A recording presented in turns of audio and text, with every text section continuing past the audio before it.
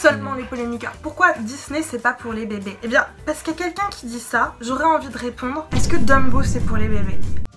Ouais, ces arguments sont pas ultra puissants. Bonjour ou bonsoir à toutes celles et ceux qui nous regardent en replay. Si vous voulez un jour rejoindre la team live, vous êtes les bienvenus tous les mardis, jeudis et dimanches soirs dès 21 h. Et avant de vous laisser avec votre rediffusion, un petit mot de notre sponsor. Oli! Oli est une alternative aux boissons énergisantes et aux sodas trop sucrés. Chia! Sans taurine et sans sucre, avec des arômes de fruits et colorants naturels, il suffit de mettre la poudre dans l'eau glacée, de secouer et drelin, c'est prêt. Oli! Si comme moi vous n'aimez pas le café et que vous préférez éviter les boissons énergisantes classiques, Oli Energy est fait pour vous. En plus, la Nucaf qu'il contient permet une diffusion plus longue et plus régulière de la caféine. Ou si comme moi vous aimez vous envoyer un petit soda de temps en temps mais que ça entraîne de la culpabilité car vous devez éviter le sucre, la gamme Iced Tea de Oli est faite pour vous. Pas de sucre et seulement 20 calories par portion. Ou si comme moi vous êtes un grand sportif et que vous avez besoin de vous hydrater un max. Bon ok, cela c'est plutôt quand j'ai la gueule de bois. Mais...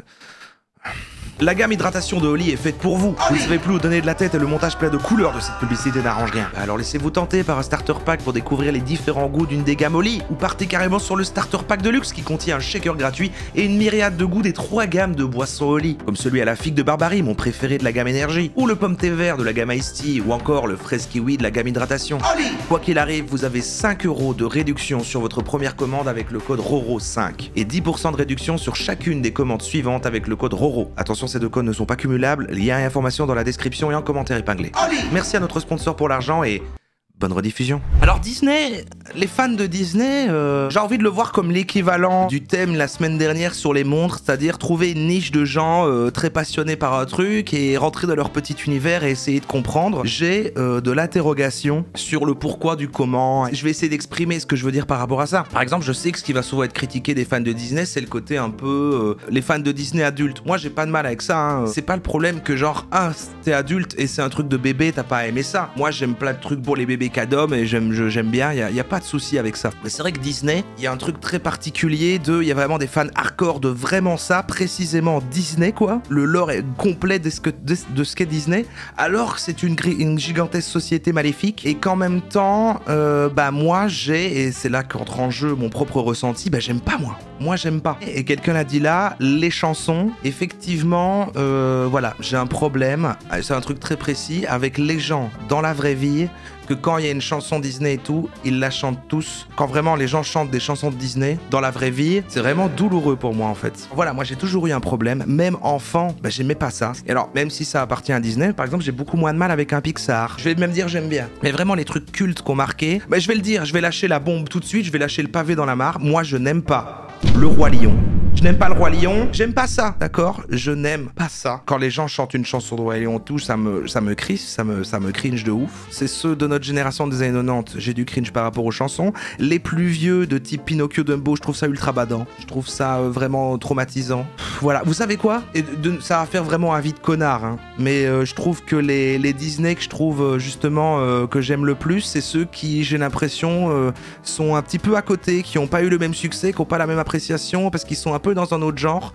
Je vais vous parler de Cusco, j'ai envie de dire La Planète au Trésor, des trucs comme Atlantide, des choses comme ça. Avid Sigma un petit peu. Il y a sûrement des gens parmi vous, fans de Disney et tout, en général. Moi j'ai envie de savoir votre avis du pourquoi, du comment, de pourquoi vous aimez ça. On n'est pas là pour vous juger, pour vous shamer de quoi que ce soit. On a tous et toutes des passions équivalentes qui pourraient tout autant moquer en fait. On dirait qu'ici je suis en train de choquer, peut-être, voilà, peut-être vous allez me cancel, mais de la même manière que moi je vous ai avoué ça et que vous allez accepter ma position, on va aussi s'intéresser aux fans de Disney et accepter leur position parce que c'est des gens qui sont moqués et même dans les vidéos j'ai l'impression que j'en ai trouvé voilà avec des gens qui se plaignent du fait qu'on les critique et pour moi là j'ai envie qu'on leur redonne leur lettre de noblesse et leur choix d'être fan, d'avoir la Disney mania.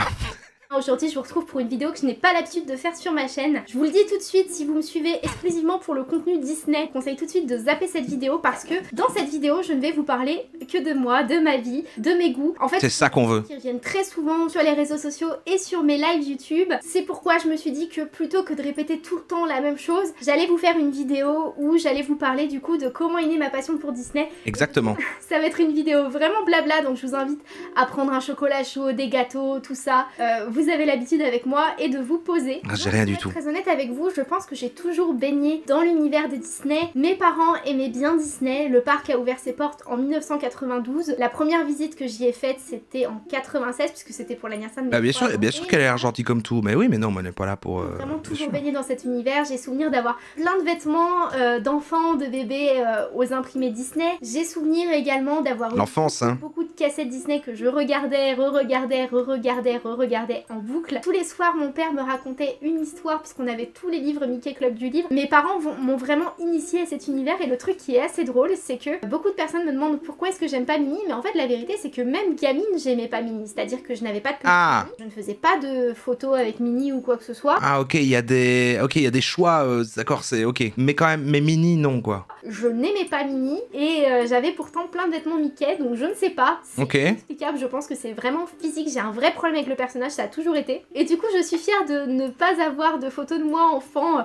serrant une grosse peluche Minnie dans ses bras ou quelque chose comme ça. Et en fait j'ai souvenir quand j'étais vraiment très... Bah ouais, en vrai Minnie, bon... que le jour où j'aurai mon bac avec mention, il m'emmènerait à Walt Disney World, donc c'était un rêve... Et le chat qui est en train de tout péter. Plus par avance si vous entendez des bruits derrière, mais il y a Clochette qui est dans son quart d'heure de folie et qui est en train de faire... Le chat s'appelle Clochette. Je n'arrive pas à l'empêcher de jouer avec son jouet en plastique, donc voilà, on l'entend un petit peu. Imitation de Donald. Je l'ai gardé dans ma... Ah, je sais pas le faire. Dans ma tête, vraiment tout. Je sais faire dingo.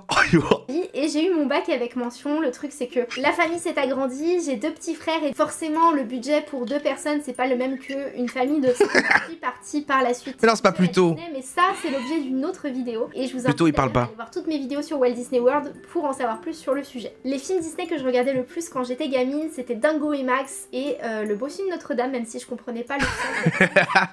Je viens de me rappeler de la vanne de Vulacan un jour dans le chat, ce qui est fait pour imiter Donald, il faut juste enlever son froc, non?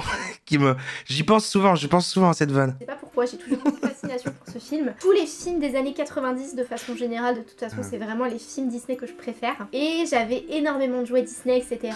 J'ai été 3 ou 4 fois à Disney enfant, vraiment jusqu'à l'âge de mes 8 ans. Celui dont je me rappelle le plus c'est l'anniversaire de mes 6 ans avec mon père et ma mère, où on avait été à l'auberge de Cendrillon. Je vous en avais déjà parlé dans un live d'ailleurs. Après mon père a eu l'occasion d'avoir pas mal de place avec son CE, ce qui faisait qu'on y allait plusieurs fois dans l'année. Il y a eu la période... Donc c'est intéressant, hein. Il y a quand même une base au-delà des films, l'angle qu'il a explique, c'est quand même vraiment... Il y a quand même un truc de aller au parc, aller à Disneyland Paris. Comment ça s'appelle maintenant? C'est quoi? C'est Disneyland Paris, c'est... Moi j'ai l'impression qu'à un moment quand on était petit on appelait ça Euro Disney, enfin je sais plus comment on appelle ça. Le parc Disney en France. Ça a l'air d'être l'angle qui fait qu'il y a un truc doudou, parce qu'au-delà de voir des films, le fait d'aller dans un lieu qui quand t'es gosse est magique, et comme un monde à part, comme rentrer dans un métavers de Disney où tout est bien, tout est simple, tout est le paradis des enfants, et ensuite créer ça comme un espèce de truc, comme un truc refuge, et du coup avoir des petits goodies chez soi et de regarder des films pour un peu s'en servir pour essayer de se rappeler, de se reprojeter dedans. Je comprends tout à fait la logique. Moi, c'est peut-être ça le problème, c'est que j'y suis très peu allé. Je crois que j'y suis allé 2 fois dans ma vie, et la première fois, c'était quand même en fin de primaire, donc je sais jamais comment vous situez quand c'est en Belgique les années, mais quand t'as 11-12 ans quoi, avant de commencer, c'est quoi le collège, 6e chez eux apparemment, nous dit Calipage qui traduit, et donc j'ai été une fois là avec l'école, et ensuite j'y suis retourné, mais genre quasi adulte, enfin à 18 ans quoi, à 17-18 ans, mais du coup j'ai pas connu ça vraiment gosse une fois comme ça, maintenant ça coûte une blinde, bah ouais, tout le monde a déjà été au moins une fois, ou il y a des gens qui ont pas été du tout peut-être aussi, c'est possible. Moi c'est vrai que quand on était petit, il y avait le côté, on n'avait pas de thunes, donc on partait très peu en vacances, mais du coup on faisait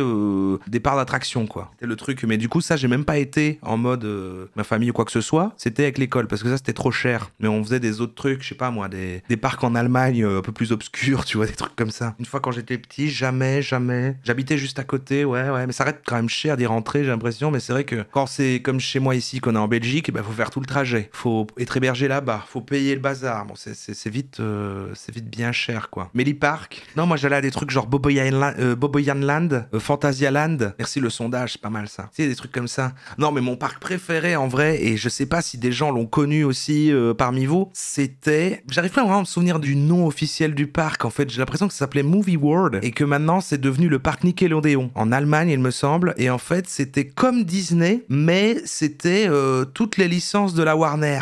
Et genre, t'avais des attractions Batman, Gremlins, l'histoire sans fin. En fait, c'était tout ce lore-là, en fait, de trucs de...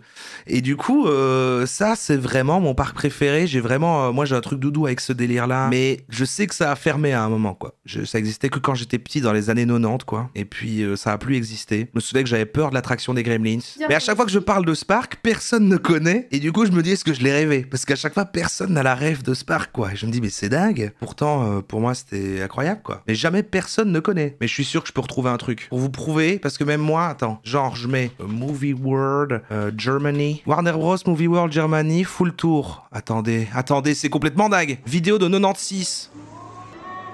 Attendez, il est en train de se passer un truc dingue, là. C'est ça, et au lieu d'être des trucs comme Mickey, machin truc et tout, bah du coup, il y avait les Looney Tunes, quoi. T'avais un Bugs Bunny, machin, je crois que c'est ça, hein. Est-ce que c'est ça que j'ai? Est-ce que c'est ça? En tout cas, c'est les bonnes années, 96. Warner Bros. Movie World, c'est le bon nom. En Allemagne, pour moi, c'est ça, hein. L'attraction Gremlins, vous voyez, je dis pas n'importe quoi. Putain, je suis heureux d'avoir redécouvert ça, je me la regarderai. Oh, c'est dingue!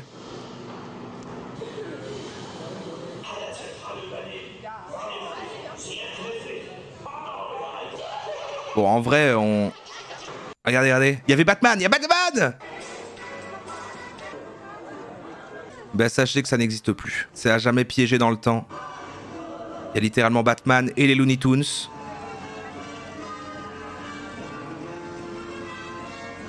Et donc, c'est vrai que c'est un peu une version Sigma de Disney, quoi. Et ça, c'était mon Disney. C'était mon Disney à moi. Bon, là, on dirait qu'il n'y a pas grand-chose. Il y a Alf. Ah oui, il y avait Alf dans l'attraction des Gremlins.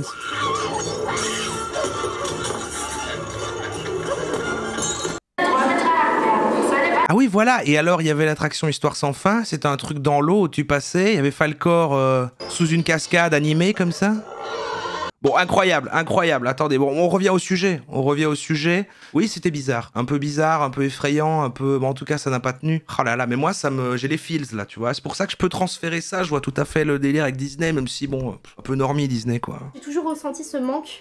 C'est vrai que j'avais très envie de retourner à Disney et que, bah, on n'en avait pas forcément l'opportunité, donc ça me rendait un petit peu triste. Et alors, comment est-ce que j'ai replongé là-dedans? C'était très simple. J'ai commencé à travailler à l'été 2011, donc j'avais tout juste 18 ans, et avec ma première paye, j'avais très envie de m'offrir des figurines Fée Clochette. Fée Clochette, c'est pour moi le personnage... D'accord, d'abord, donc son histoire, c'est enfant, on démarre, on va à Disney, et ensuite elle gagne du budget, elle veut commencer à collectionner des goodies qui sont comme des artefacts qui lui rappellent le parc où elle allait quand elle était petite, je comprends. Le plus l'univers Disney avec Mickey. Et au-delà de ça, c'est vrai qu'il y a une grosse période où j'aimais beaucoup collectionner les fées, et donc bah, j'avais très envie d'acheter les fées au mois d'anniversaire Disney, donc c'est une collection Gymshore qui existait avant, que je n'ai pas gardé d'ailleurs, et donc j'avais commencé à acheter les mois au Disney Village, donc dans la boutique avec toutes les collections. En faisant des recherches sur ces fameuses figurines, j'ai découvert le forum Disney Central Plaza, qui est donc un forum dédié aux fans Disney. Donc de base, j'étais surtout là en tant que spectateur pour lire vraiment les sujets, etc. Et petit à petit, bah, je participais un petit peu, mais j'étais pas vraiment hyper active. Je me suis fait quelques amis. Moi, j'étais surtout sur la partie collection, c'était ce qui m'intéressait le plus. Dans la foulée, comme j'ai beaucoup bossé avec mes jobs étudiants, etc., bah, je m'étais pris un passeport annuel pour moi et pour mon chéri, donc on y allait ensemble. Et c'est comme ça en fait que progressivement je me suis remise dans le truc. Donc une fois que j'étais inscrite sur le forum Disney Central Plaza, c'est là que j'ai découvert en fait que Disney c'était une passion qui était aussi partagée. C'est quoi le Disney Central Plaza en fait? Par beaucoup d'adultes. Il y avait énormément de choses dans l'univers Disney, notamment les art-of. Je me suis réintéressée surtout au cinéma Disney. C'est vrai. Merde, comme elle parle à sa niche d'initié, il y a plein de termes que je connais pas. Ça m'est venu... La passion la rend sympa. Mais même phénomène que les gens avec les montres, hein. Moi j'adore voir des gens parler de pourquoi ils adorent quelque chose et tout. En vrai, quel que soit le sujet, si l'énergie de la passion est transmise, en vrai, je trouve ça super agréable à écouter. Progressivement, j'étais beaucoup à Disneyland Paris. Après, le reste, j'étais pas forcément spécialement intéressée par tout ça. Et d'ailleurs, c'est toujours un peu le cas aujourd'hui. C'est pourquoi vous avez pas beaucoup de vidéos vraiment sur les parcs Disney, sur les secrets, etc. sur ma chaîne, parce que bah, c'est pas ce qui m'intéresse le plus, pour être franche. Et donc, j'ai commencé à faire ma collection, à amasser de jolies pièces, à amasser également. Assez compliqué Disney, parce que c'est vrai que c'est à la base des magnifiques imaginaires. Hein. C'est vrai qu'il y a eu des trucs, quand même, je sais plus l'histoire exactement ni où ça se place, mais quand même dans ce qu'ils ont apporté, dans ce qu'est aujourd'hui en général tout le cinéma d'animation, ils sont piliers là-dedans. Il y a quand même des choses, il y a des idées incroyables, il y a des belles choses, et en même temps, c'est une entreprise, sale. Même Walt Disney, ça avait pas l'air d'être un super bougre.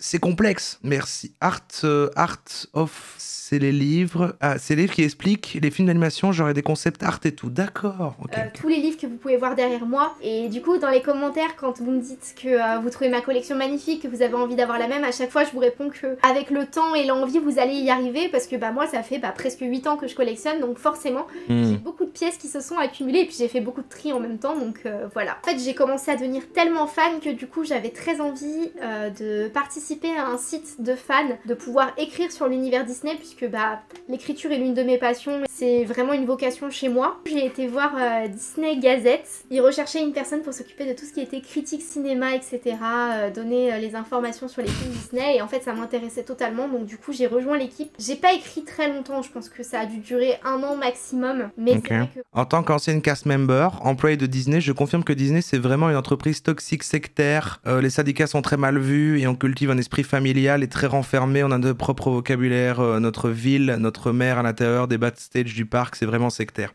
Ça m'étonne pas, hein. Et quand, ça m'étonne pas, vu la force du truc, qui est tout un, que ce soit hyper cadré, etc. Et puis même quand ce que tu dis par rapport au syndicat, est-ce que c'est pas dans l'histoire même de Walt Disney? Est-ce qu'il n'y a pas un truc avec des gens qui avaient fait grève devant les studios, et lui, machin, il aimait pas ça, je raconte mal, mais il y a un truc comme ça. On va voir si l'explication se tient aussi. On va voir si l'explication est dans la même cohérence. Salut à vous les Wonders, j'espère que vous allez bien, moi perso ça va super. Aujourd'hui on se retrouve pour le 23 décembre. Ah, plus qu'un jour après. Et ouais, et c'est bientôt terminé. Ah, vous le connaissez? Quelqu'un a dit Wonderhook dans le chat. Je l'ai connu en vrai, lui, il est exécrable. Ah merde. C'est un avis parmi tant d'autres que quelqu'un dise il est chouette. J'adore ce mec, voilà, j'adore ce mec, voilà. J'espère qu'en tout cas vous êtes prêts, vous êtes au taquet. Je sais qu'il ne reste plus que 2 questions et j'espère que ça va être des questions intéressantes. J'espère que ça va être des questions cool. C'est quoi ça? C'est Peter Pan. C'est Peter Pan, un tatouage Peter Pan de l'ombre de Peter Pan derrière ça de son oreille. Donc on voit quand même que le truc préféré des deux, c'est Peter Pan. L'autre aussi c'était fait clochette. Peter Pan qui est un Disney, lequel, oui, ok. Non, si. J'aime bien. Oh, oui, si, beau lore en tout cas. J'adore Hook en fait. J'adore Hook. Alors, la question du jour. Bim bam boum. Bim babi dabi da boum. Je préfère le livre. Non, mais tu sais, non, c'est vrai que ouais, j'associe Peter Pan plus au film Hook avec Robbie Williams. Il y a vraiment ces trucs là, cette patte, cette photographie très film doudou des années 90, machin. Ouais, c'est sympa quoi. Alors. Oh, elle est tombée cette fameuse question. Ah, j'espérais parce que j'avoue que je me suis dit, mais attends, cette vidéo là c'est une des plus importantes je pense. J'espère qu'elle tombera, et... Je parie que c'est comment je suis devenu un fan de Disney. Elle vient d'arriver, comment je suis devenu fan Disney. Je pense que ça peut être une des vidéos les plus compliquées pour moi de faire, je vous avoue. Parce que c'est un sujet qui est assez touchant pour moi en vrai, je vous avoue. Oh merde. Je vous avoue que c'est un sujet très touchant pour moi et bon bref. Ah merde. Comment je suis devenu fan Disney? Alors en fait c'est simple et pas simple en même temps. Vous voyez qu'il y a des liens très très forts quand même, il y a des liens très forts, il pleure quoi. Là vous respectez par contre, là vous respectez quoi qu'il arrive. Hein. Comme je vous expliquais dans les anciennes vidéos, on allait très régulièrement en famille à Disney, on y allait, on a grandi avec Disney. On a vraiment, ma mère nous a un peu bercé là-dedans, on n'était pas fan à cette époque-là. La transmission des parents et aller au parc. Il a dit parc ou? On grandissait avec, c'était les années 90, c'était la folie Disney. Ouais. C'est comme si demain, votre fils, quand Pokémon ça a commencé, c'était la folie Pokémon. Bah là, voilà, c'était le renouveau de Disney avec les années 90, les gros films. Ah, et pour moi, c'est même génération, hein, c'est aussi les années 90, Pokémon, je dirais, ça m'a beaucoup plus marqué Pokémon. C'est la nouvelle ère, donc on va dire que nos parents nous berçaient avec les cassettes, etc. Donc ça a été un petit peu, ça a été un petit peu quelque chose de chez nous, voilà, ça a été une habitude et on s'est très vite habitué à ça. Et je juge le fait de vivre au travers d'une entreprise. Oh, mais pour eux, c'est pas ça, c'est avant tout l'entreprise qui a amené un espèce d'imaginaire sur lequel ils ont greffé des tas d'émotions très fortes. Tu sais, ça s'est mélangé, genre des souvenirs d'enfance dont Disney a participé, c'est devenu un truc hyper. Et puis après, les deux sont collés l'un à l'autre, quoi. C'est une vidéo, j'ai un peu perdu ça de. J'ai un peu perdu. Parce que la période, la génération. J'ai un petit peu arrêté, bah forcément, parce que à un moment donné, quand ça va plus au niveau du boulot de tes parents, tu peux plus te. Enfin, voilà, ça devient un rêve après de retourner à Disney. On avait un petit peu des souvenirs, mais forcément, bah ça. Ouais, il y a des gens, Harry Potter ont ça, c'est vrai. Hein. Donc, forcément, voilà. Et moi, là, je vais parler de ça sur YouTube au calme. On te regarde tous. Je suis devenu fan Disney, du coup. En fait. Faut savoir, comme j'expliquais aussi avant j'étais fan de manga, de l'univers japonais. Les billes. Moi, c'est quand je pense aux billes. Je suis désolé, c'est horrible en fait. Non, attends, je me rends compte, là c'est un exercice horrible en fait à vous faire. Ouais, peut-être qu'on devrait pas être là, j'ai l'impression que c'est trop intime en fait, pardon. Je savais pas qu'il allait. À me faire... En même temps, du coup, c'est deep. En fait, il y a eu un gros souci dans ma famille. Aïe. Personne n'est décédé, je vous rassure. Ah, okay. Mais en gros, il y a mes parents qui. Il y avait une grosse atmosphère en fait entre mes parents qui ça n'allait pas du tout. Et on reconnaissait plus en fait cette famille qu'on était en fait, cette famille idéale. Souvent les gens quand on nous voyait dans la famille, avec des amis, etc., on avait souvent cette étiquette de la famille parfaite parce qu'on avait, il y avait de l'amour entre mes parents, on était 3 enfants, personne s'est jamais plaint de notre éducation, on n'a jamais été, vous savez, quand vous invitez des gens, les enfants qui sont perturbants et qui vont mettre les mains partout, enfin voilà, nous on était souvent avec nos parents à côté, on bougeait pas, on était tout calme, donc on a été souvent mis avec l'étiquette de la famille entre guillemets parfaite. Et malheureusement il y a eu comme ça un jour, mon père a fait des bêtises, il a été voir ailleurs. Bon, ça c'est voilà, mais ça c'est les hommes. Hein. Tous, on va dire c'est la vie de tous et ça peut arriver. Il y en a beaucoup à qui ça arrive et c'est pas ça le plus important en fait, si vous voulez. C'est que nous en fait avec mes sœurs, on a vraiment été en plein milieu de tout ça. On a vraiment subi cette chose et mon père a vraiment été horrible avec ma mère. Il a vraiment été odieux. Enfin, et le problème c'est que ma mère, elle se voilait la face, elle disait mais vous inquiétez pas les enfants. Et alors que nous on se rendait compte de la situation. Vous inquiétez pas, grâce à Disney. Il nous racontait tout. Et je vous avoue qu'à ce moment-là, ouais. Pardon, je me pose parce qu'on dirait que je ris de ce qu'il dit, mais en fait je ris de ce que vous dites parce que c'est créatif et rigolo. Mais son père a trompé sa mère avec Bugs Bunny, donc Team Disney Forever. Non mais arrêtez. Vu que, en fait, quand j'étais petit, à ce moment-là, moi, le truc qui m'a le plus fait penser à cette famille qu'on était, c'était Disney. Ça a été moi mon repère entre guillemets. Ça a été vraiment le truc qui me disait, ouais Max, on était une famille, on allait à Disney ensemble et moi je me rappelle. Bon, je crois oui, continuons. C'est intime. J'arrive pas parce que du coup, plus on fait des blagues et machin, plus j'ai l'impression que c'est quand même inapproprié. Bon, certes, en fait, peu importe ce qu'il explique, ce sont des problèmes qui nous ont tous arrivés. Voilà, moi aussi, mes parents, voilà. Bon, peu importe. Lui, ça le touche énormément. Il est très touché par ça, malgré qu'il est adulte et que ça fait très longtemps, machin. Ça le touche toujours. Et ça, c'est tout à fait ok. C'est ok. Et je crois que ce qu'on en comprend, c'est que du coup, c'est juste avant que ça arrive dans sa vie, et apparemment il l'a mal vécu, et il y avait une période insouciante qui était quand sa famille allait bien, en tout cas avec sa vision d'enfant, et il a associé cette période à Disney. Et il a associé quand sa famille allait bien à la licence Disney. Et le fait d'ailleurs qu'il l'explique comme ça, c'est qu'il a compris lui-même que c'était ça, et que du coup, il se raccrochait à ce truc-là parce que ça lui rappelle l'époque où tout allait bien. Ça fait sens, hein. Ça fait sens. Je suis désolé, c'est compliqué en fait. Ouais, on va y aller. Pour moi, c'est trop intime et force à toi, mon gars. Salut à tous, Sébastien. Alors voilà. Maintenant, doit-on blâmer les adultes fans de Disney? Et là, maintenant, on rentre un peu plus dans le débat. Donc, quelqu'un va donner son avis de doit-on les blâmer, les fans de Disney? Il va défendre, voilà, est-ce qu'il faut le faire ou pas? Est-ce qu'il va défendre lui-même? J'imagine que s'il fait la vidéo quand même, ce qu'il est plutôt un fan de Disney, ce serait bizarre que... Et on se retrouve pour une vidéo Disney, et plus précisément sur les adultes fans de Disney. Je vois énormément de critiques et de moqueries sur les adultes qui passent leur week-end à Disney ou qui s'enjaillent encore. Ah, sondage. Moi, je veux bien la même question, effectivement. effectivement dans le chat s'il y a un modo qui est par là. Doit-on blâmer les fans de Disney? Doit-on banner les adultes fans de Disney? C'est ça sa question.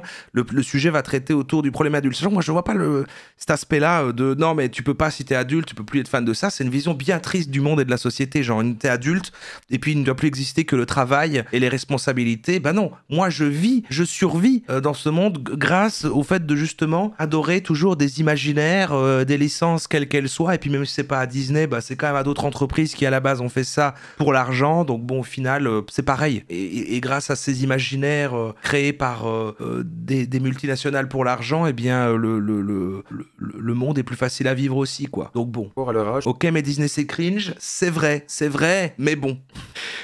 Sur des films d'animation de la franchise. Ayant moi-même un pass Disney depuis cette année et sans être un fan hardcore de Disney, j'aime y passer quelques jours par mois, dans un endroit où je me sens assez bien, non seulement pour l'ambiance, mais aussi pour l'univers qu'il a réussi à créer. Même si je me tamponne de la vie des gens en général, je me sens légèrement concerné par ces préjugés. Je sais également que ça peut affecter des personnes peut-être plus sensibles que moi, et si cette vidéo peut les aider, c'est belge, ça. Vraiment top. Alors je vais tenter de répondre aux préjugés les plus cités sur le fameux syndrome Peter Pan qui s'affiche maintenant. Évidemment, ça ne reste que mon avis, encore une fois, et le débattre avec vous en commentaire serait un vrai plaisir. C'est parti.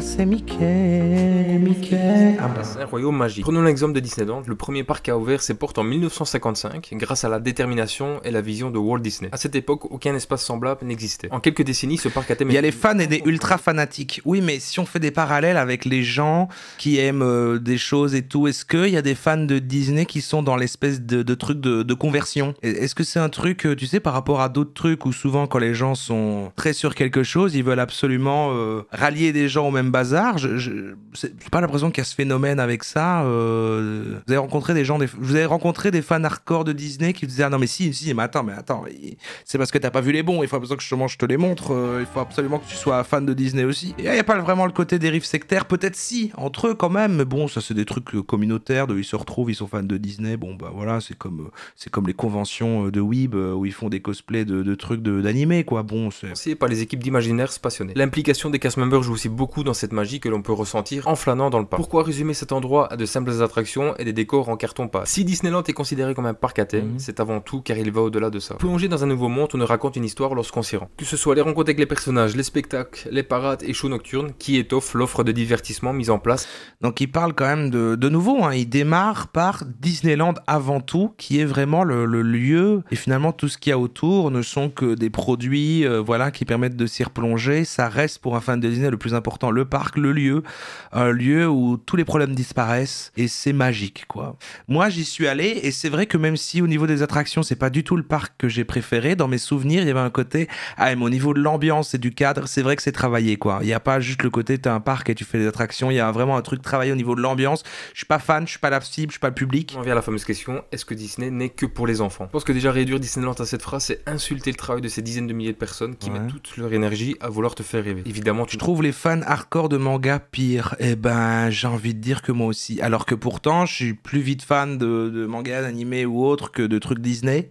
Les pires fans hardcore, est-ce que c'est Disney, Ghibli, Star Wars ou One Piece? Ah ouais. C'est dur à dire, hein. Je vois que c'est Star Wars qui est en train de gagner. Ah ouais, c'est One Piece qui est en train de gagner. Est-ce que c'est vraiment les fans de One Piece? Ouais, c'est vrai que les fans... Mais je peux pas répondre ça parce que Rara c'est une fan de One Piece. C'est pas dans le sondage là, mais s'il y avait eu les fans d'Harry Potter dans les choix, j'aurais trouvé ça en effet que c'est les pires. Ouais, j'aurais trouvé que c'est les pires. Moi je l'aurais classé au-dessus de tout ça. C'est les fans d'Harry Potter pour moi les pires. Je pense. Hein. C'est vrai qu'il y a les fans de Camelot aussi à mettre dans. Ouais, c'est vrai. Hein. C'est vrai. C'est complexe. C'est vrai qu'il y a des communautés. Ouais. Le cas discriminant de ce genre de choses, c'est pas les communes les pires, mais certains représentants de celles-ci. Non mais bien sûr. Non mais de toute façon, t'as loupé le début du discours. On était longtemps en train de dramatiser le bazar en disant d'abord on a défendu la mécanique avec Disney. Dans l'inconscient collectif, les fans d'une communauté, d'un truc, une communauté de fans d'un truc en particulier, bon bah véhicule une certaine ambiance générale. Et évidemment qu'on ne parle pas de tout le monde, évidemment. Très bon sondage. 5 choses que je déteste entendre sur ma passion Disney. Vous voyez, on va de plus en plus dans le truc précis comme ça. Et non, on va entendre les arguments de gens qui vont les ennuyer, quoi. Salut les polémiqueurs. Aujourd'hui je vous propose une vidéo. Elle a une photo d'elle et Mickey, donc c'est réel. DL polémique, ouais mais c'est une chaîne de polémique quoi. Un peu différente de ce qu'il y a d'habitude sur la chaîne, puisqu'il va s'agir de tordre le cou à certaines idées reçues, des phrases que vous et moi entendons régulièrement sur la passion Disney et qui sont insupportables. Alors comme vous l'aurez sans doute remarqué déjà avant de commencer cette vidéo, je voudrais juste vous dire que je tourne cette vidéo chez mes parents, c'est pour ça que le décor est plus que d'habitude. Si je me semblait bien. Cette vidéo chez mes parents, et bien c'est pas un hasard, c'est parce que ces idées reçues, ces phrases insupportables. Il y a un chien qui marche dans cette pièce là, on l'entend. Souvent de la bouche de nos parents ou de nos familles, donc voilà, c'est logique. Alors, première idée reçue, Disney, c'est pour les bébés. C'est quand même le premier truc qui revient dès qu'ils sont accusés. Enfin, le problème de ce qu'ils ont l'air de se plaindre, c'est que on les shame parce que c'est un truc pour enfants. Mais c'est vrai que pour moi, cette critique, elle marche pas. J'aime autant d'autres trucs de bébés, quoi. Comme on a dit au début, Disney très attaqué par les conservateurs depuis des années pour ses persos LGBT, racistes, etc., qui est en train de lâcher ses ambitions inclusives parce que ça impacte son chiffre d'affaires. Oui, et puis en plus, un truc à si grande échelle comme ça, bon, c'est un peu comme Netflix, c'est tout, quoi. C'est toujours le débat de, oui, quand il y a ce truc progressiste à l'américaine, oui, ça sert le truc, mais en même temps, il y a un truc d'un peu d'hypocrisie. Bon, c'est tout un autre débat. Et donc vous disiez, mais par contre, ils arrêtent de le faire et ils se déwokisent Disney. J'ai pas remarqué par contre ça. Avouez les polémiqueurs que vous aussi vous entendez cette phrase régulièrement. Qu'est-ce que ça m'énerve? Et en même temps, je dois dire que ça m'énerve tellement que généralement je cherche même pas à rentrer dans le débat. Je réponds même pas parce que les gens qui disent que Disney c'est pour les bébés, tant pis pour eux, je veux dire, tant pis pour eux, je sais qu'ils passent à côté de quelque chose, mais si c'est leur choix, moi je respecte, hein. Seulement les polémiqueurs. Pourquoi Disney c'est pas pour les bébés? Eh bien, parce qu'il y a quelqu'un qui dit ça, j'aurais envie de répondre, est-ce que Dumbo c'est pour les bébés? Est-ce que... Ouais, ces arguments sont pas ultra puissants. Le contexte du film là-haut est tellement actuel, même dans le vice-versa, je veux dire, rentrer dans la tête d'un enfant, enfin d'une adolescente qui est en train de passer à l'âge adulte, un enfant... Ouais, mais tu vois, je trouve que c'est pas du jeu de prendre des Pixar et tout. Je respecte totalement, c'est totalement, c'est absolument possible. C'est Pixar. Bah après, oui, ils peuvent le compter techniquement dans leur truc parce que ça appartient à Disney, mais je trouve que c'est pas la même manière de faire, la même vibe et tout. Même si avec les années, le temps, ça commence à se rejoindre pas mal, hein, bien sûr, et de quand même, bon, ça, par rapport à tu remontes il y a 10-20 ans où c'était hyper différent dans l'attention, dans l'ambiance. C'est vrai que là, ça se rejoint, donc bon. Au passage, en effet, elle dit si c'était pour les bébés, ça serait super con. Du tout, mon cas. Moi, toute ma vie, j'avais qu'une hâte, c'était d'être adulte. Pour moi, avoir 18 ans, c'était synonyme de liberté. Et je suis extrêmement contente d'être adulte. Aujourd'hui, j'ai 25 ans et je n'ai jamais été aussi heureuse que depuis que je suis adulte. C'est tellement important de rester fidèle à la personne qu'on était quand on était petit, de toujours pouvoir avoir des étoiles dans les yeux, toujours pouvoir rêver. Oui, c'est important. En tout cas, moi, c'est comme ça que je veux être, c'est comme ça que je veux rester. Et c'est pas parce que je refuse de grandir, c'est parce que je veux rester un peu de celle que j'ai été quand j'étais petite. Voilà. Oui, bah oui, ça rejoint le truc qu'on a dit au début des deux premières personnes quand même, c'était voilà, un truc dans mon enfance m'a marqué, mes parents ils m'ont montré très tôt Disney parce que c'était la rêve de ce qu'il fallait montrer aux gosses et tout, c'est coloré, il y a des messages de bienveillance, voilà, et puis en fait après ils m'ont emmené à Disney, c'était magique, etc. Et puis la vie avance, on devient un adulte, tout devient plus gris et donc penser à Disney me permet de me rattacher à ce truc doudou, enfin c'est ça qu'elle explique, voilà, on rejoint ça. On grandit les polémiqueurs, on peut tout à fait garder des choses... Malgré les polémiques. On apprécie certaines de ses valeurs, certaines de ses qualités. Moi, il y a des choses de moi que j'apprécie, que j'avais quand j'étais enfant, et c'est ces choses-là que je veux garder. C'est pas pour autant que je veux pas grandir. Et je sais que c'est Disney qui m'a donné cette capacité à rêver et à m'émerveiller. Donc c'est pour ça qu'aujourd'hui encore, je continue d'aimer Disney, parce que oui, quand je regarde un film Disney, j'ai des étoiles plein les yeux, et quand je vais à Disneyland aussi. L'émerveillement, et ça franchement, c'est le même truc hein, que le gars, on commence à boucler, à se répéter, donc on va clôturer ce thème-là et passer au suivant, mais par contre, moi je trouve ça génial quand t'as trouvé ton truc et que malgré les années, vu que c'est pas une licence justement qui est petite, mais que c'est plutôt un label en fait qui produit différents univers, différents imaginaires et tout, et du coup parce que c'est labellisé Disney, ils arrivent à te faire toujours des imaginaires que tu vas pouvoir regarder et t'émerveiller comme si t'étais gosse et tout. Ça n'a pas de prix, c'est très beau. Moi, c'est parce que ça m'a même pas touché gosse, moi, Disney, machin. Et est-ce que j'ai des trucs avec des équivalents maintenant? Pas vraiment avec des trucs qui ont traversé le temps, plutôt avec des nouvelles choses, découvrir des nouveaux trucs qui vont exister maintenant, des choses que je peux avoir. Moi c'est vrai que c'est t'oublies et rentrer complètement dans un imaginaire et tout, je l'ai peut-être moins avec... Je l'ai plus avec des jeux vidéo, j'ai l'impression, en fait. Je l'ai plus avec peut-être des jeux vidéo, des trucs comme ça. Et c'est ce truc, j'ai l'impression que c'est ça qu'elle est en train de décrire. Et c'est vrai que quand t'oublies complètement que tu rentres dans un truc comme ça, c'est magique. S'ils arrivent à l'avoir avec Disney, même si c'est une grande entreprise maléfique, bon, très bien. Et si le seul argument qui fait qu'on les critique, machin, c'est un truc de bébé, bon, bah, je trouve ça tient pas. Bon, voilà, pas mal. On va finir avec la dernière. Je vais vous laisser avec ça pendant que je vais remplir ma gourde. C'est les 11 sauces que vous ne savez pas sur Disney en ASMR.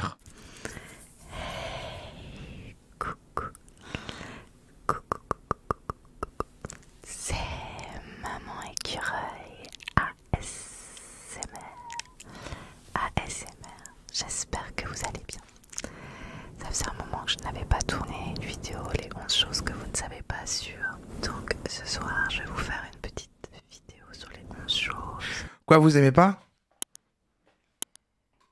Vous aimez pas? Bon bah j'ai cru que ça allait peut-être vous détendre un peu. Excusez-moi, on s'est mal compris alors.